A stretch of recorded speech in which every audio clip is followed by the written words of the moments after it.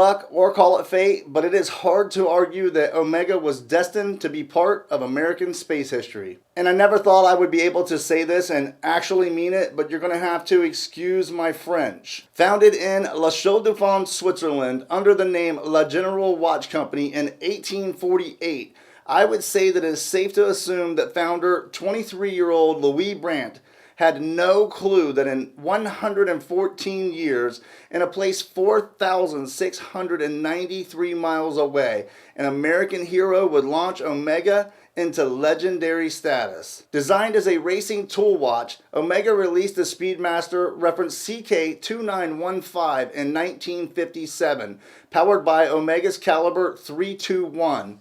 2 years later, in 1959, Omega would release the second iteration of the Speedmaster, the CK2998. While this model would lose the broad arrow hands, it would gain the black aluminum bezel that we are all so familiar with to this day. 5 years before becoming qualified for use on all manned space missions, and 7 years before Buzz would wear his on the moon. That's one small step for man, one giant leap for mankind. On October 3rd, 1962, American war hero of World War II and the Korean War, where he flew 90 combat missions, later to become a military test pilot and then an astronaut, Walter Wally Schirra would wear his personal Omega Speedmaster on the Mercury program mission Sigma 7, where he solo piloted the Atlas 8 rocket as he orbited the Earth 6 times. The mission cemented the CK2998 as the first Omega in space. I just want to take a second to say I hope you are liking the content. If you are, please give it a thumbs up. The channel is setting currently at 666 subscribers. So if you decide to subscribe, please leave what number subscriber you are in the comments. So as the channel grows, I can look back and see where it was and who was supporting. So here we are 62 years after the Sigma 7 mission. October 3rd, 2024, Omega has released its second iteration of the commemorative first Omega in Space Anniversary Edition. This watch is just 1000% cool. They have updated the crystal to sapphire, but have engineered it to follow the same shape as the original Hesalite crystal. Same look, better crystal? Yes, please. Legendary black aluminum bezel that includes the dot over 60 tachymeter? Yup. Vintage style stainless steel flat link bracelet with a micro adjustment? Sign me up. I had a micro adjustment added to mine as the Hesalite does not come with one. Vintage style applied Omega logo. It just keeps getting better. Engraving on the case back? Room for improvement. Alpha hands with vintage super luminova faux patina hour markers that gives this watch a vintage vibe right out the gate. The same 4th gen 3861 movement that is in the Speedmaster Professional. Houston, we have a problem. This is Houston. Say again, please. Houston, we have a problem. If you watch any of the videos on this channel, you know that the Speedmaster is the watch that has just about ruined all other watches for me.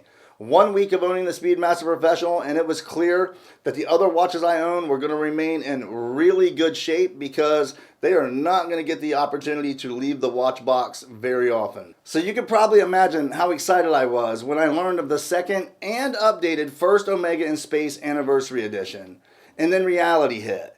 They are only releasing this watch in the vintage case size of 39.7 millimeter, and to me that's a big disappointment. I get that 39mm works for most people, so for most this will not be a problem, but for me, it doesn't work with the Speedmaster. I had a 40mm Speedmaster Racing prior to purchasing the Professional, and the problem is that the bezel takes up a lot of real estate, making the dial appear way too small. This is just my opinion, and we all know what opinions are worth, but remember, unlike a lot of the people making videos on this watch, I actually wear a Speedmaster almost daily, and trust me when I tell you this, they wear much smaller than they actually are. So until Omega releases this watch in the 42mm version, who do I think this watch is for? I would say this watch will work well for individuals who have a 6.5-inch wrist or smaller, or someone who has tried on the Professional and just find it to be a little bit too large for their liking. I have seen at least 3 videos where the person has called the price of this watch a bargain, and I would completely disagree. while it is a very cool watch, at $7,900 for me, it would be a no-brainer. I would go with the Professional. But to be completely honest, I find $8,000 for a Speedmaster kind of crazy anyway. But I guess that's probably because I am old enough to be one of those I remember when people, because I actually do remember when you could pick up a new Speedmaster for around $3,000 to $4,000. I'll be the first to admit I am a massive Omega fan, but we all know there's 9,100,245,000,000,000 versions of the Speedmaster, and most of them are just really bad versions of the Professional. But I am willing to bet that collectors are going to want to get their paws on this watch.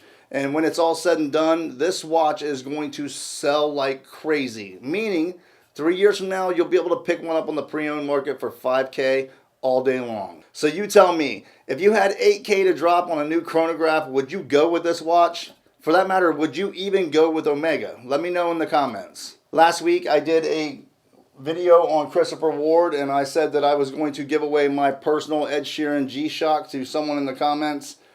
Let's see who that person is. Okay, so as always, excuse the audio as I'm recording the giveaway on my phone. Let's see who it is. XCal215. This brand has been on my radar for years. When the 12 came out, I knew I had to have one. Thanks for sharing your thoughts on it. All right, man, hit me up by email, and I will get this thing shipped out to you.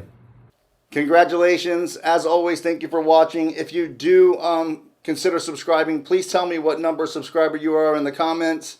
Watch one of these videos right here, and I'll see you on the next one.